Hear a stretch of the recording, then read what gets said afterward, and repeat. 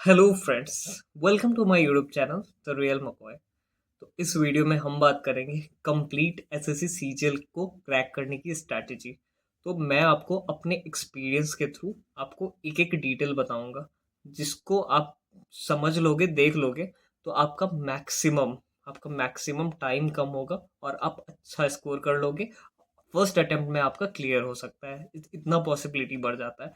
क्योंकि मैंने बहुत सारी गलतियां की, वो आप नहीं करोगे, क्योंकि स्ट्रैटेजी तो बहुत लोग बना देते हैं, लेकिन हम उसको फॉलो नहीं कर पाते हैं। लेकिन जब मैं अपनी रियल एक्सपीरियंस के साथ आपके साथ स्ट्रैटेजी डिस्कस करूंगा, तो आप रिलेट भी कर पाओगे और उस गलती को इग्नोर करके अवॉइड करोगे और सही पाथ पे चल पाओगे। तो चलिए वीडियो को स्टार्ट करते हैं।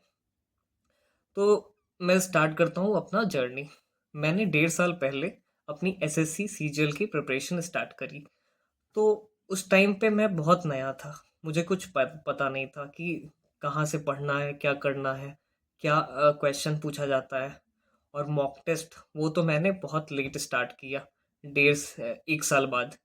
क्योंकि स्टार्टिंग में मन नहीं करता है देने का, लगता है कि बहुत कुछ मेरा छूटा हुआ है, मुझे बहुत कुछ कंप्लीट करना है, उसके बाद ही दे सकते हैं, पहले कैसे दे सकते हैं। ये हमारा ये सबका ही फीलिंग होता है, सबको ऐसा लगता है। तो बहुत बहुत कुछ कुछ रेयर स्टूडेंट होंगे जो स्टार्टिंग से ही स्टार्ट कर देते हैं, लेकिन मैं उनमें से नहीं था।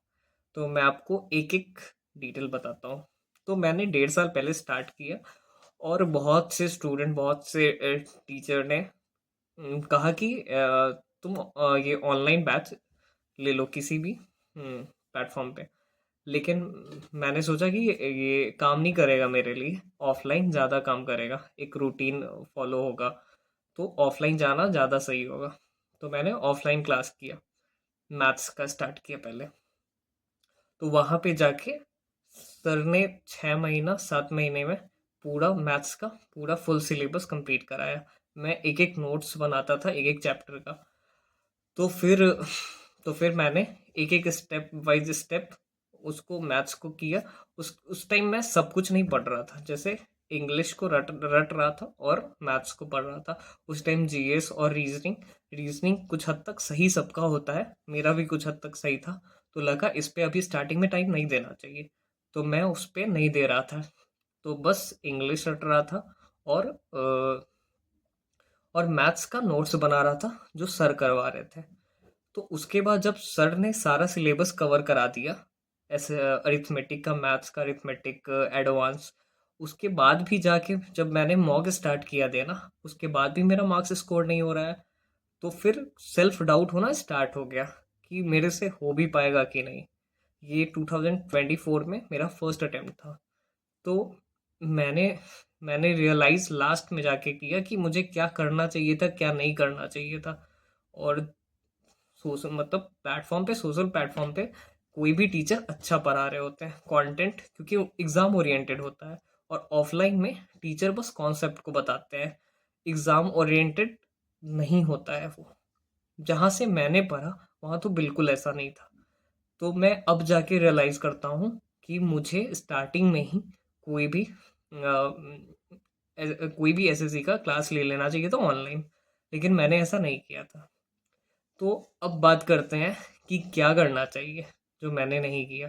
पहले तो आपको स्टार्टिंग में ही 1 डेढ़ महीने के बाद, जब आप स्टार्ट कर रहे हो, अगर आप नए हो तो आप मेरे फुल एक्सपीरियंस को आप उससे सीख सकते हो, और वो गलती ना करो, नहीं मत करना जो मैंने किया, जिससे आपका टाइम बचेगा, आप पहले फर्स्ट अटेम्प्ट में भी क्लियर कर सकते हो। और जो स्टूडेंट को 1 साल 2 साल हो चुका है, वो रिलेट कर सकते हैं, उनके साथ भी ऐसा हो सकता है कि हुआ होगा। तो बात करते हैं कि क्या पढ़ना चाहिए, क्या स्ट्रैटेजी रखना चाहिए स्टार्टिंग से ही।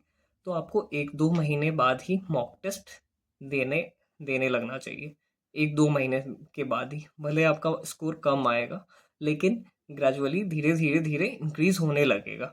तो आपको इस चीज़ से बिल्कुल डरना नहीं है कि मेरा मॉक में कम मार्क्स आ रहा है।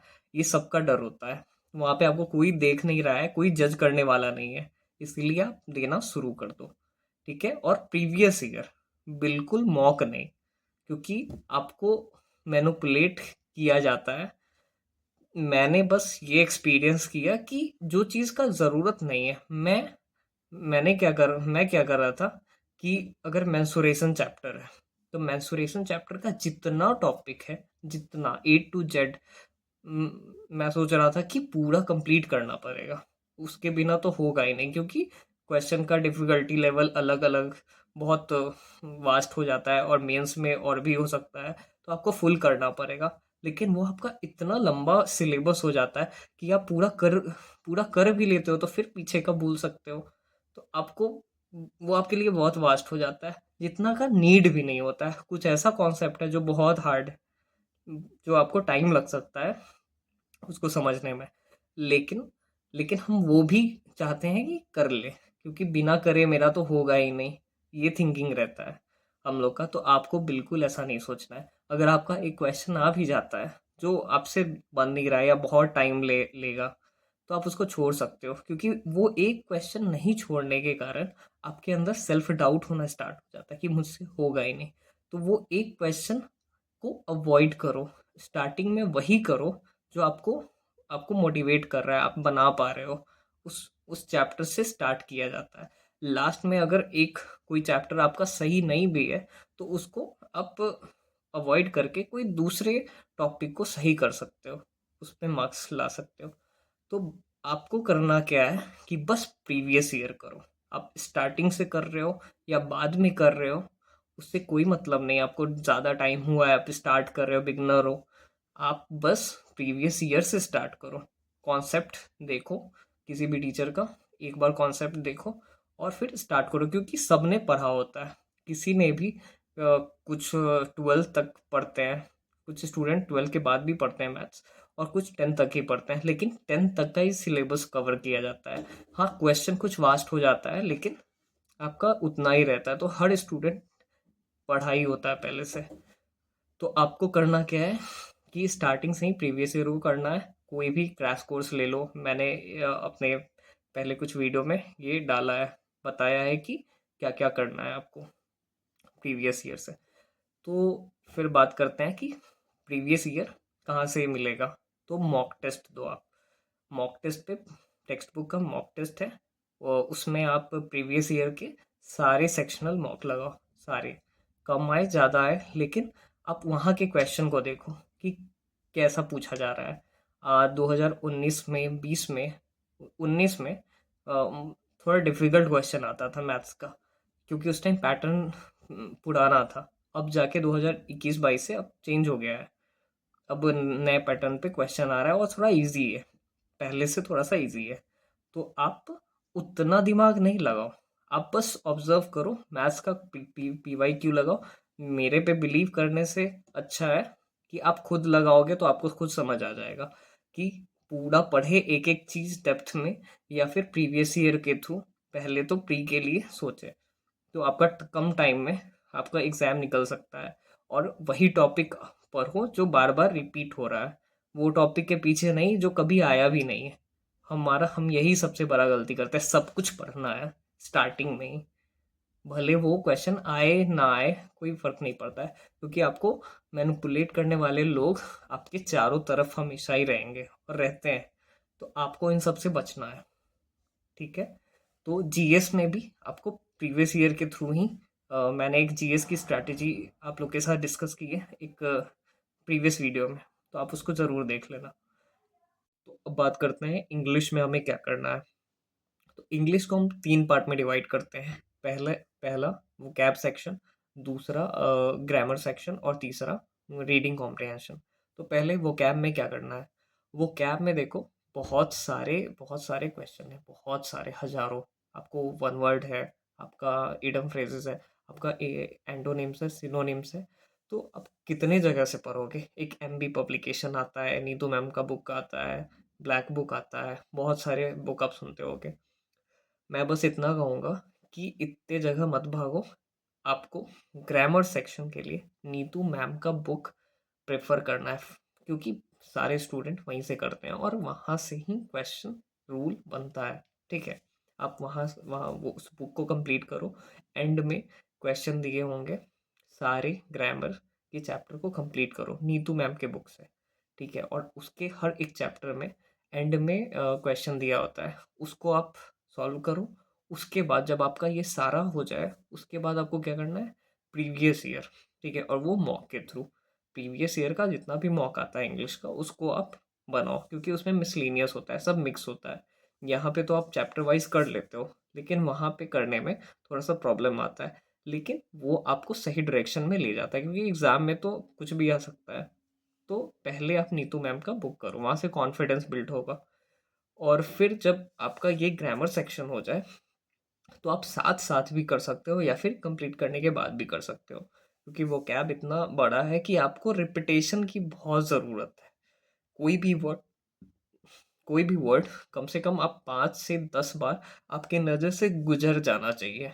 आपको याद हो ना हो उससे कोई फ़र्क नहीं पड़ता है। बस आपको एग्ज़ाम में अगर आपको दिखे उसका ऑप्शन, तो आप देख के ही टिक कर दो। तो आपको याद होने से ज़्यादा इम्पोर्टेंट है प्रैक्टिस। आप बार-बार उसको देख रहे हो, रिवाइज़ कर रहे हो।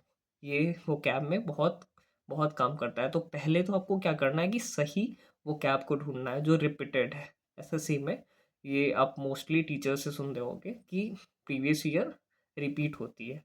कुछ एक आध नया निकल जाए वो अलग बात है, लेकिन मोस्टली रिपीट की जाती है। तो आप ये कहाँ से करोगे? मैं बहुत सारे ऑब्जर्वेशन के साथ बहुत सारे वीडियो को देखने के बाद आपके लिए ये एक प्लेलिस्ट ढूँढा हूँ। आप सर्च करना समुद्र मंथन बाय रानी मैम प्लेलिस्ट। तो आपको 1.0 पॉइंट, ठीक है, 0.3 ऐसे करके बहुत सारे प्लेलिस्ट आएँगे। आप कोई भी एक प्लेलिस्ट उठा के उसको देख सकते हो, पढ़ सकते हो। बस आप उतना कर लो, मोर देन सफिशिएंट है। वहाँ पे मैम ने रूट वर्ड के साथ आपको पढ़ाया है, रूट वर्ड से भी पढ़ाया है। उसके बाद आप कोर्स बाय कर सकते हो मैम का, समुद्र मंथन। उसको कर लो, बेस्ट है। आपको रिवाइज करना भी बहुत बहुत कुछ हेल्पफुल होगा, क्योंकि मैम ने एग्जाम ओरिएंटेड हर एक क्वेश्चन कराया है जो प्रीवियस ईयर में पूछा जा चुका है सीपीयू के एग्जाम में। सीएचएसएल, सीजीएल, एमटीएस, जीडी, सारे एग्जाम में जो पूछा गया है मैम ने उसी को कराया है। तो मैम का वो कर सकते हो समुद्र मंथन। मैम ने निमोनिक्स टेक्निक से सारे सिनोनिम एंटोनिम सबको पढ़ाया है। तो आप बहुत इजीली एक सही डायरेक्शन में आप पढ़ सकते हो, क्योंकि मैम ने प्रीवियस ईयर कराया। कहीं कुछ और कराई होती तो शायद मैं सजेस्ट नहीं करता, लेकिन बहुत अच्छा मैम ने पढ़ाया है। एक एक क्वेश्चन को आपको आपका रट जाएगा, देख के ही रट जाएगा। और इधर उधर आप बहुत सारे बुक के पीछे भागोगे, कंप्लीट करने में बहुत प्रॉब्लम आएगा, क्योंकि आप रटोगे रटोगे। मैंने भी बहुत रटा, बार बार रटा, बार बार रटा, और फिर भूल गया, फिर ज़ीरो पे आ जाता था। हाँ, वो अलग बात है, कभी कोई क्वेश्चन आएगा तो आप ऑप्शन के थ्रू जा सकते हो, लेकिन आपको इंस्टेंट वो याद नहीं रहेगा वर्ड। अगर कोई भी एक वर्ड आ गया तो आपको उसका तुरंत मीनिंग अगर कोई बताने बोले तो वो तुरंत मेमोराइज नहीं हो पाता है। हाँ, लेकिन ऑप्शन के थ्रू आए तो वो आप टिक कर दोगे। लेकिन रानी मैम का समुद्र मंथन देख लेते हो एक बार आप, तो आपको मीनिंग भी पता होगा, रूट वर्ड भी पता होगा, सब पता होगा आपको। और एग्ज़ाम में भी वहीं से क्वेश्चन आते हैं। तो उसको करो इंग्लिश के लिए। और मैंने ग्रामर का बता ही दिया। और रीडिंग कॉम्प्रिहेंशन तो जिस स्टूडेंट का भी थोड़ा बहुत भी ठीक है, उसको क्या करना है कि जो भी प्रीवियस ईयर में आ चुके हैं, आप कोई भी एक बुक के थ्रू कर सकते हो, या फिर प्रीवियस ईयर जो आ चुके हैं मॉक में, उसके थ्रू जा सकते हो। जितने भी रीडिंग कॉम्प्रिहेंशन है उसके मॉक टेस्ट लगाओ, देखो, प्रैक्टिस करते जाओ। बस मॉक लगाओ, प्रैक्टिस करो, उसी से आपका इम्प्रूव धीरे धीरे होने लगेगा। और जो बिगनर है उनको कोई भी पोयम है, कुछ भी आपको रीड करना पड़ेगा, वो एक हैबिट डालना होगा। ईजी कोई भी ईजी बुक ले लो और उसको रीड रीड करो। आप सिंपल मीनिंग कम से कम समझ पाओगे तो धीरे धीरे वो अपने आप इम्प्रूव हो जाएगा, क्योंकि बहुत ज़्यादा आपको डरना नहीं है, वो हो जाएगा टाइम के साथ साथ। हम लोग भी ऐसे ही किए थे। तो अब बात करते हैं रीजनिंग की। तो रीजनिंग तो प्रैक्टिस का है, आप मॉक लगाओगे, फुल मॉक लगाओगे, उसके थ्रू ही आपका हो जाएगा। और जो आपको टफ लग सकता है, जैसे जैसे आपका कुछ सीरीज का क्वेश्चन आ गया, तो इन सब के लिए आपका बेस्ट चैनल है एक, मैं डिस्क्रिप्शन बॉक्स में डाल दूंगा, वहाँ से आप कर सकते हो। ठीक है।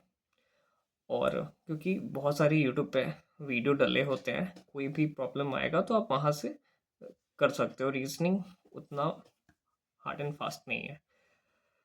तो मैं तो इन शॉर्ट बस इतना कहूँगा, प्रीवियस ईयर पे रिलाई करो, स्टिक रहो, और कहीं जाने की ज़रूरत नहीं है। जहाँ से भी मिले प्रीवियस ईयर को ही ढूंढो और करो, और मॉक लगाओ प्रीवियस ईयर का। देखो आपका मार्क्स कैसे इम्प्रूव होता है, क्योंकि आप एक साल का नहीं, 2024 का भी आ गया होगा, और नहीं भी आया होगा तो आ जाएगा, तो उसका लगाओ, 2023 का लगाओ।